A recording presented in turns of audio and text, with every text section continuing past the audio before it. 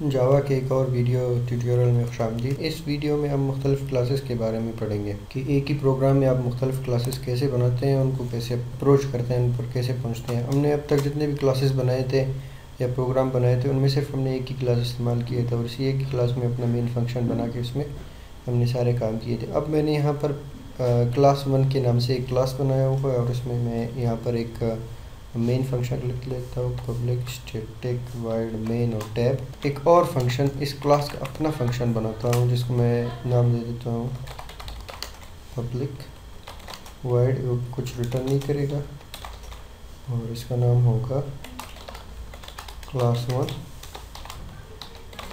Info. इसके parameter भी कुछ नहीं है और इसमें एक लाइन होगी जिसमें लिखा होगा आई एम क्लास 1। अब हम क्या करते हैं, हम एक और क्लास बनाते हैं। क्लास बनाने के लिए मैं क्या करूँगा, लर्निंग डॉट क्लासेस में राइट क्लिक और न्यू में जाके एक जावा क्लास और उसका मैं नाम दूंगा क्लास 2। फिनिश। ये हमारे पास क्लास 2 है और इसमें भी एक फंक्शन होगी जिसमें हम बता देंगे इसको public wide class 2 info I am class 2।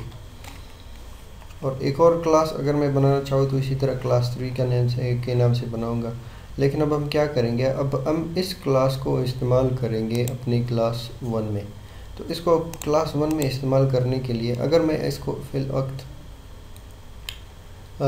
Simply चला कर दिखाऊँ आप लोगों को, कंट्रोल F6, तो इसमें आप देख सकते हैं कि इस वक्त कुछ भी प्रिंट नहीं हुआ। वजह उसकी क्या है, क्योंकि जब भी हम कोई प्रोग्राम बनाते हैं तो उसके जितने भी क्लासेस हो सबसे पहले जावा कंपाइलर अपने मेन क्लास को ही तलाश करती है। जब उसे मेन क्लास मिल जाए और उसके अंदर कुछ भी चीज़ लिखी हो तो वो उसको रन करेगा। लेकिन इस वक्त मेन क्लास में कुछ भी नहीं है, हालांकि हमारे पास इस वक्त दो ऐसे फंक्शन हैं, क्लास 1 इन्फो और क्लास 2 में आप देख सकते हैं क्लास 2 इन्फो।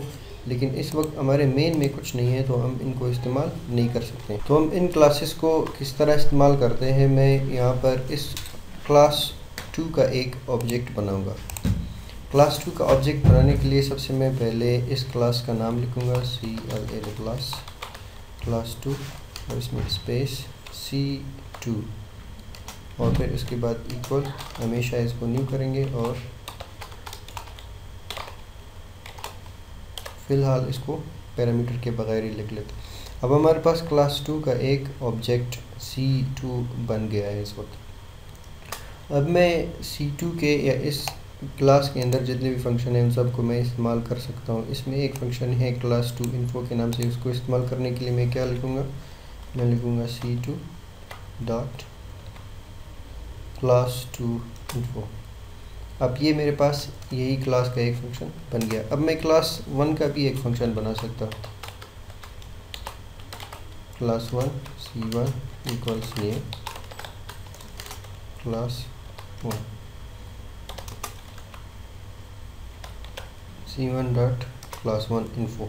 जब मैं इसको रन करूँ शिफ्ट F6 के साथ तो आई एम क्लास 2, क्योंकि C2 डॉट क्लास 2 इन्फो पहले कॉल हुआ है और आई एम क्लास 2 क्योंकि class 1 C1 dot class 1 info बाद में कॉल हुआ। अब हम ये डॉट पैरामीटर्स क्यों देते हैं, हम C2 सीधा सीधा कॉल कर लेते हैं, लेकिन उसकी वजह ये है कि क्लास 2 में इस वक्त सिर्फ एक फंक्शन है क्लास 2 इन्फो। अगर इसमें एक और फंक्शन भी होता है क्लास 2 शो, क्लास 2 प्रिंट या सिर्फ प्रिंट या ये सिर्फ इन्फो, तो हम C2 के ऑब्जेक्ट को, यानी कि इस ऑब्जेक्ट को जो कि क्लास 2 का ऑब्जेक्ट है, इसको बताते हैं कि अपने क्लास के इस फंक्शन को हमारे लिए कॉल करो।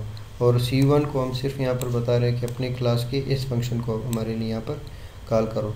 अगर आपके एक बड़ी प्रोग्रामिंग सॉफ्टवेयर वगैरह बना रहे हैं तो उसमें आप सिर्फ एक क्लास में अपने सारे काम नहीं करते, आप मुख्तलिफ़ क्लासेस बनाते हैं और आखिर में इन सबको इस तरह कंबाइन करके लिख लेते हैं। तो उम्मीद है आप लोगों को ये समझ में आ चुकी होगी और इसकी मज़ीद डिटेल में हम आने वाले वीडियोस में जाएंगे। अब तक के लिए सिर्फ इतना ही। मेरी मुलाकात होगी आपसे नेक्स्ट ट्यूटोरियल में। शुक्रिया।